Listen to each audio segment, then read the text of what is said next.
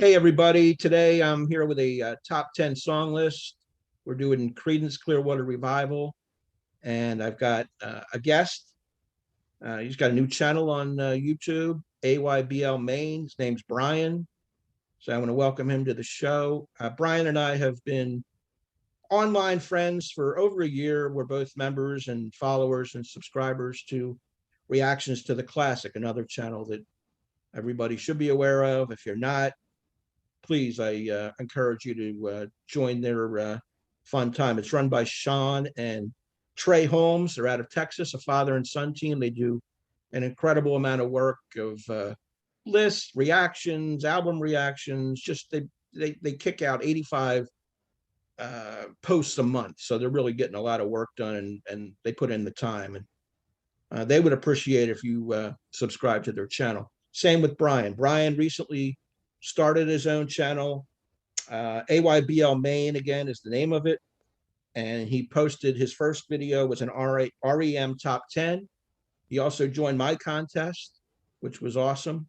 And he's putting out top fives from every year he was born, starting in 1969. So and I encourage you again to subscribe to his channel.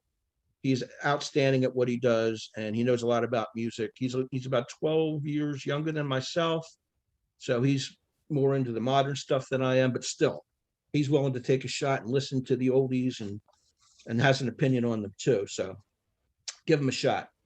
Today, it's all about Creedence Clearwater Revival, CCR. We want to shorten it up. Classic rock, legendary band. Massive success in a short amount of time.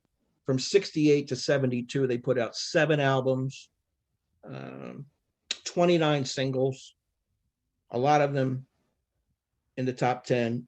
They have the record for most number 2s. They have 5 number 2s, never had a number 1.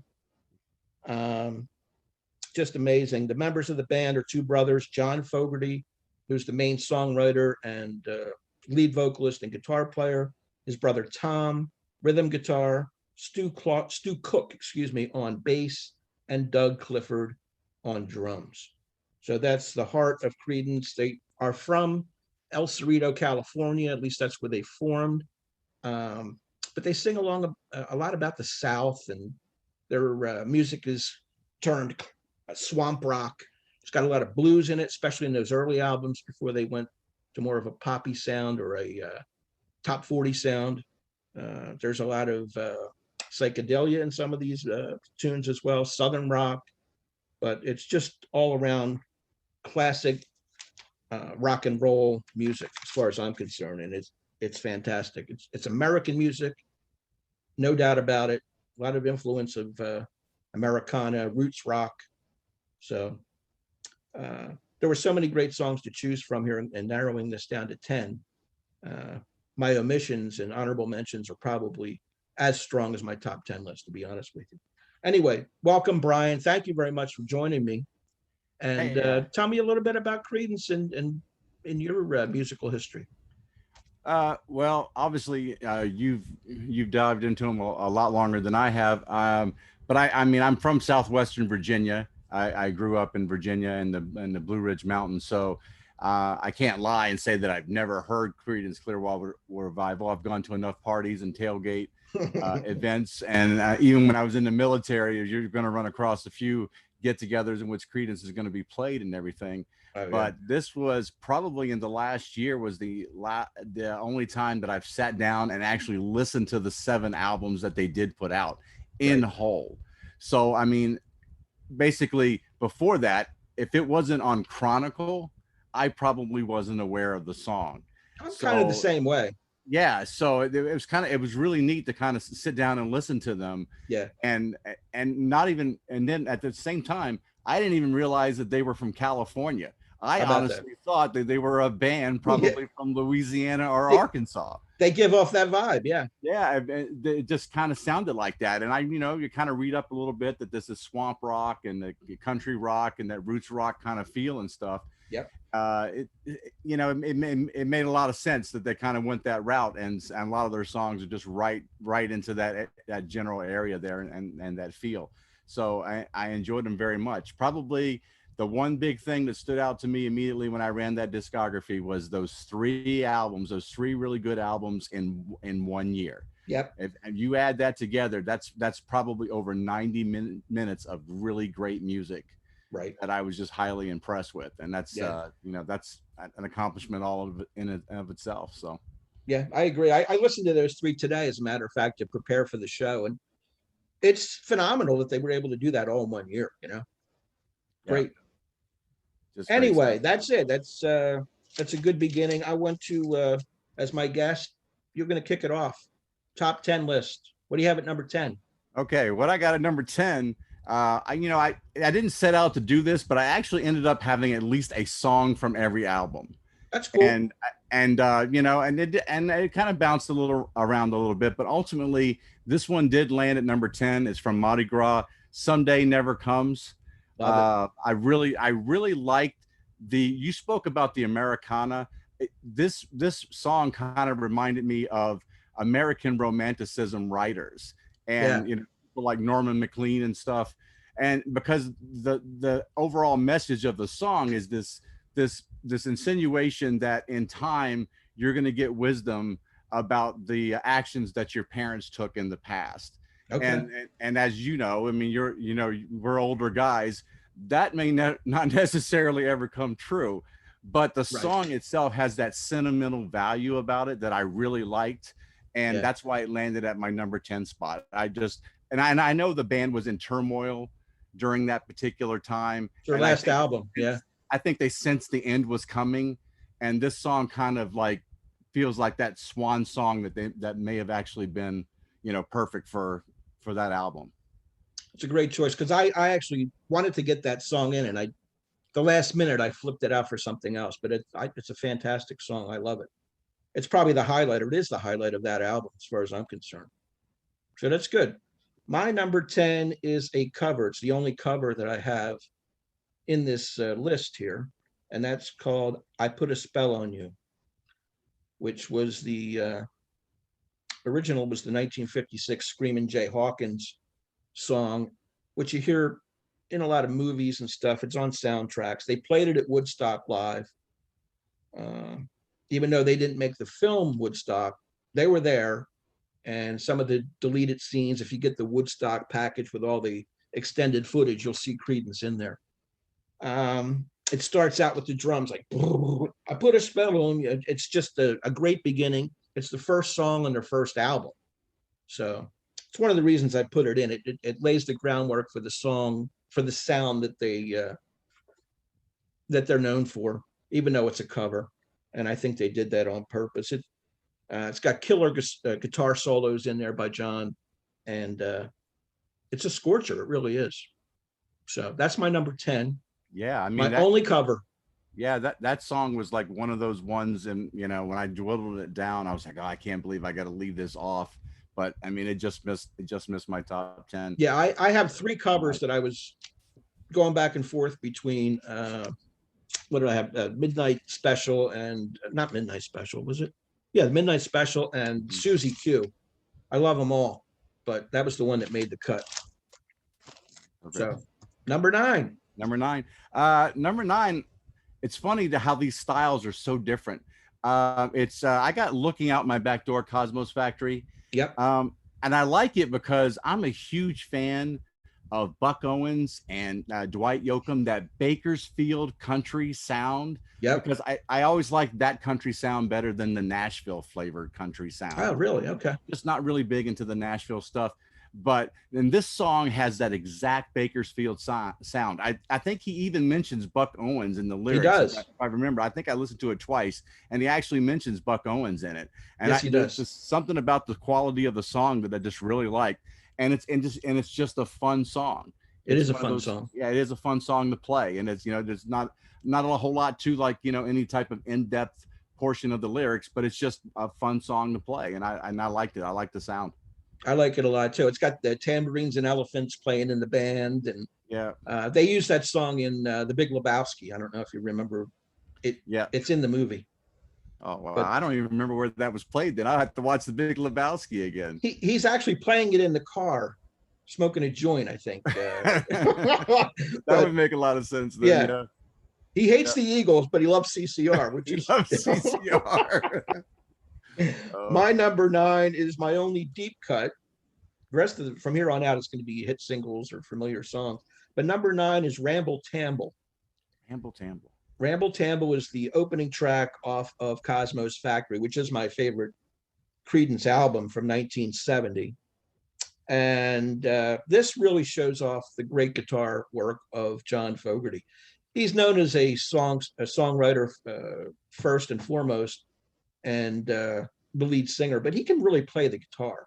And I've seen him in concert 3 times as a solo artist, and he is a jamming guitar player. He really is. He's all over the stage. He dominates the activities, and he's all over. He's just jamming. He's jumping. He's really cool. And this song is one that I had to put on. It's a jamming song. It gets psychedelic in the middle. It starts out with the guitars, and then it has this. I don't even know how to describe it, but it's very psychic or trippy, and it would be the correct word. And then there's a rip roaring ending, which goes back to the Ramble Tamble lyric. So that's my number 9. Wow, nice. 8. I like that. Yeah. Number 8, I always go with my usual top 10 list. The guys will tell you I always go with a wild card for number 8, and this is going to be no different. I went deep on this, and I took Porterville from their debut album. Wow, good one. Because I'm a huge psychedelic rock fan, and this song reminded me a little bit of the Zombies and a little bit of the Doors flavor there. And what's funny is that I had just listened to a neo-psych band called the Black Angels recently, and they had a song called Gone as Such, and it's the exact same psychedelic riff from Porterville. How about that? It almost identical. And I was like, wow, talk about influence through the ages, that actually ended up on something like in 2017 when that Black Angels album came out. And just fantastic. I like that song a lot. That whole I don't care, like this hammering it in there with that psychedelic guitar playing in the background. It's fantastic. I heard that today. That was one of the ones I listened to today. So that's a good pick. And it is off the woodwork or out of nowhere. So I didn't most expect people are like, they're not going to have that one. You know? That's why it's a personal top 10 list, right? Number 8 is Born on the Bayou for me. This was the leadoff track from Bayou Country. And to me, it epitomizes the term swamp rock.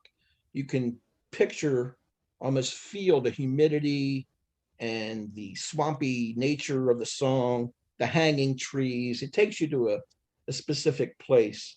And I like that, running through the backwoods. I just like the feel of the song, the atmosphere of it. So, and again, blistering guitar work by Mr. Fogerty. So Born on the Bayou, number 8 from me. Wow. Good. That's a good pick. It's 7. right there, of course. 7 for me. Probably, I think for me, maybe the best written song. I really liked it. Wrote a Song for Everyone from Green River. Is good. That is a fantastic song. And what I kind of got out of it a little bit was, and it kind of backed me up when I read a little bit on it, was that it felt like he's a performer that has no problem playing in front of thousands of people, but he was unable to communicate with his wife in a deteriorating marriage, and how sincere that song was from that standpoint. I think it's a fantastic song. It is. It's a fantastic song for them. Yeah, I like that. I like that pick a lot, because you can picture actually writing that song and getting your thoughts on the paper and stuff. So yeah, that's cool. Number 7 is a landmark Creedence song, one of their most famous, huge hit, one of their number 2 hits, Bad Moon Rising. Now this I almost did not put in, but at the last minute I played it. I was playing it today, and the lyrics are sort of prophetic, apocalyptic, especially when there's stuff going on in the country like floods and hurricanes. And I always think of this song. So it's so synonymous with all the fires that never seem to end, and the flooding and all that kind of stuff. I know the end is coming soon. I hear the voice of rage and ruin. It's like the end of the world, apocalyptic. And I've always liked the song. I remember when it came out, I was 12 years old in 1969, and it was a huge hit. I had the single. It's another reason, sentimental reason why I put it on the list. So that's it. Number 7, Bad Moon Rising. Yeah, it'll be on my list a little bit later on. Okay, here. cool. Number 6. I've got this would be the one that I have that is the cover, probably the most well known because it's been covered by so many people. Heard It Through a Grapevine. Yeah, that's a classic. Obviously, I mean, I prefer the shorter version. I really don't need the 11-minute track, but there is a single edit version that's available. But it would be a toss up between them and Marvin Gaye, which one I would like better. It's such a good song that either or could appear in my top 20 songs of all time. Right. That's how good the song is. I agree. The original was it Gladys Knight? Gladys Knight and the Pips. Yeah. They did the original. Yeah, that's right. And great song though, and they did a tremendous job covering it. I mean, they put their own little stamp on. They did, it, and it came out really nice. Yep.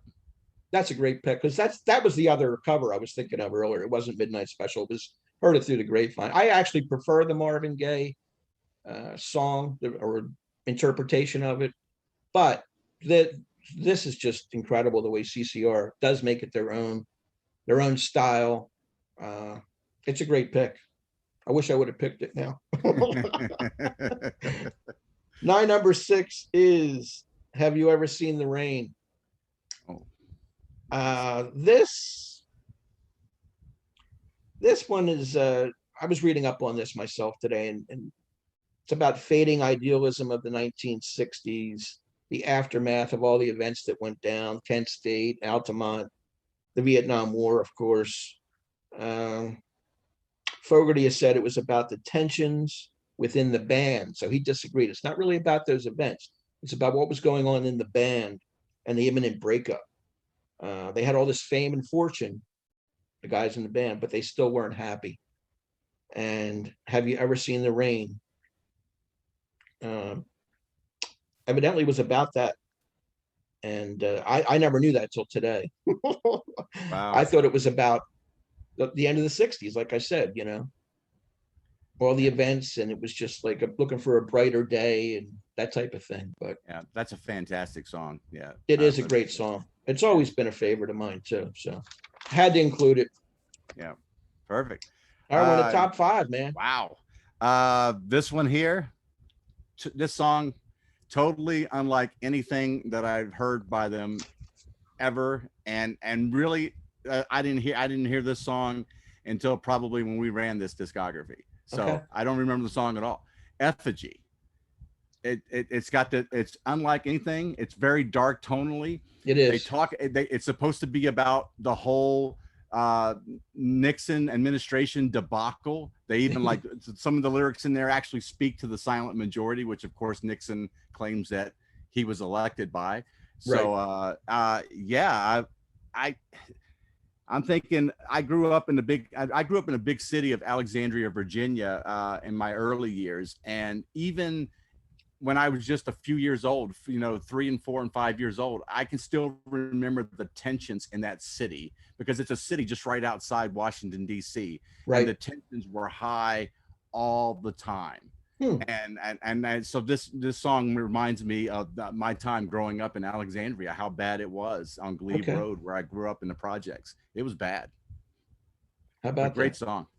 Yeah. I've noticed a lot of hardcore CCR fans that I've watched other lists and countdowns. They have it very high also. A lot of them had it number 1 as their favorite Creedence song. So wow, good on you for pulling that out. That was a good one. Yeah, I just never heard it. Yeah, it's highly thought of by hardcore Creedence fans. It really is. I didn't have it in my list, just to be honest, but it was one of my runner-ups. Number 5 is another single of theirs, Up Around the Bend. This is, I like the beginning of the song because it has that high-pitched guitar riff. You know what's coming. It's just down, straight up rock and roll. And it's a song, again, which I like the theme: hope, optimism, the future. Leave the sinking ship behind is one of the lyrics. Ponder perpetual motion. There's a place up ahead and I'm going just as fast as my feet can fly. Come along with me. And I just like, you never know what's around the bend, but hopefully it's something good, optimistic, full of hope. And that's what the song means to me. So that's my number 5. Nice, nice. I got number 4. Was Run Through the Jungle. Now, here's the kicker about this one. I've seen this thing on so many war movies. Absolutely. That I thought it was about. I thought it was about that. I thought it was about the Vietnam War, and evidently it's not. It fits in though. It fits in the United States and its proliferation of people who own guns in this country. See, I didn't know that. I didn't. I just read it, and I'm going, this is crazy. I always thought it was about the Vietnam War. I did too. Yeah, but that's where I was thinking about the movies. I'm going, yeah, I heard it on Tropic Thunder. Yep. I've heard it on The Big Lebowski. I've heard it on King Kong. Yeah, the new one that they had, Skull Island or whatever. I said, I've heard this every time there was a military chopper in the air. They were playing this song. How about that? Yeah, that's good. I think it might have been in Forrest Gump, but I could be wrong. I know Forrest Gump has some Creedence in it. It may not be that song, right? But that's a great pick. My number 4 is an infectious kind of poppy song, Down on the Corner. Always loved it. It's always been one of my favorites since I was a kid. It's about a fictional jug band playing on the street for nickels and dimes. And Willie and the Poor Boys are named in the song. It's the name of the album. Very contagious chorus. It's got cool lyrics about each member of Willie and the Poor Boys. Just to read some of the lyrics. Rooster hits the washboard. People just got to smile. Blinky thumps the gut bass and solos for a while. Poor boy twangs the rhythm out on his Kalamazoo. Willie goes into a dance and doubles on kazoo.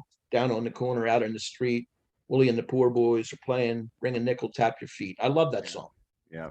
I can remember it. I can always recognize it because of that bass that starts the song. Do. Yeah, you're right. Yep. I like that song. That's a good choice. I like it. Yep. Perfect. Number 3 for me actually was, you've already named it, was Bad Moon Rising. Okay. I think the first time I remember hearing the song was probably American Werewolf in London. That's where I would say. Well, I heard it before that. Because of my age, I would think, well, what happened was, of course, that's like in the early 80s and 81. Of course, 81. Perfect. See, yeah, you know your movies. And I was like, yeah, I was watching it and I can remember the song from that. But then, since then I've kind of heard the song plenty of times otherwise. I like that song a lot. I think the only thing that sometimes that people get caught up in is that there's never that full enunciation of a lot of consonants when Fogerty sings. It doesn't feel like he finishes, like the last consonant of some of the words. Yep. And so of course there was that running joke that there's a bathroom on the right. I know, that's cool. Because nobody could ever really understand what he was really saying. Yeah. I thought that was funny, but I like the song. It's a great song. And I associate it with my childhood a little bit, so I had to put it there. Cool. My number 3 is another one of their staples, Who'll Stop the Rain. And there's 2 different takes on this I read about. It's a metaphor for the Vietnam War, stopping the war, the bombs, the napalm, metaphor for rain, who will stop the rain. And it questions the government's ability to do so, whether they want to stop the war, 5-year plans and new deals wrapped in golden chains. There's a Woodstock reference. The crowd had rushed together trying to keep warm. I like that too. All at the expense of Vietnam, I guess. Who'll Stop the Rain? I just love the lyric, and I like the melody and everything about it. Yeah. So yeah, I remember that song. That's great. One of my favorites. That might be the one that's in Forrest Gump. One of these songs is in Forrest Gump. It may be that one when he was in the Army. Yeah, maybe we'll have to put that definitely down in the comments somewhere. We found out what song it was from Forrest Gump. Or somebody tell us what song it was. Somebody comment below, please. Right. I've got at number two. I've got what I consider one of the best anti-war songs, I would think, and that's "Fortunate Son." I think that is an absolute classic. Talking about how, you know, if you're not of the certain class, that your chances of being sent off to war are highly, you know, much higher than those that come from privilege. Exactly. And I think about that all the time in the society that we live in, that we very much are still living in this lord and vassal system Yep. of government that we just really don't think that we're in, but that we are. And I think the difference between the rich and the poor in this country is trickled down in every way. And I mean, Yep. I have a son that serves in the military. So, I mean, I worry about him all the time, and the places that he goes and the things that he does. Yep. And so this song, it means a lot to me. I think it's a great song. I'll sum it up by saying that it's a song about privilege over patriotism. I think it's an important song. I couldn't say it better myself. In fact, it's my number two also. Nice, nice. So we finally hit on one right on the money there. It is the best anti-war song, not only of Creedence, but one of the best ever from anybody. So, and I have my notes too. It's definitely about the rich people sitting on the sidelines while the poor and underprivileged go off to war. Just ridiculous, and it's still the same to this day, 50 Yeah. years later. Hasn't changed. Absolutely. It hasn't changed at all. And Nope. you know, the line in here, it ain't me, it ain't me, I ain't no senator's son, it ain't me, I ain't no fortunate one. That sums it up. Great That's right. stuff. Yeah. Number one, this will be interesting. What do you have for your top? You've already touched on it. I've got Have You Ever Seen the Rain? Cool, man. From Pendulum. I've always liked this song of theirs. This is like one of those ones that I definitely would hear at parties and stuff when everybody's already had a few, and it's kind of, you know, and that's playing and everybody starts to get quiet a little bit. I was struck by the term that they used when they were talking about when it rains on a sunny day. That in the South they call it the devil beating his wife. That's Wow. the terminology that they use when it's actually raining, when the sun is still out. I thought that was kind of interesting. I never even heard that term. I never heard that saying. And I grew up in the South. I was like, no. But I thought that was interesting. And you touched upon, you know, about the unhappiness about the members of the band. And I thought, I thought that, yeah, I could see that, you know, I knew his brother was just getting ready to leave the band. I think he left after this album, right? I believe Pendulum was the one when Tom left. So that has got to be some hard times for John and the band. So that's my favorite song by them. Have You Ever Seen the Rain? It's a good one. My number one, maybe it'll be a surprise, maybe it won't, but I've always loved this the best, and that's Green River, title track from the album. To me, it's the quintessential Creedence song, the swamp rock again, the childhood memories.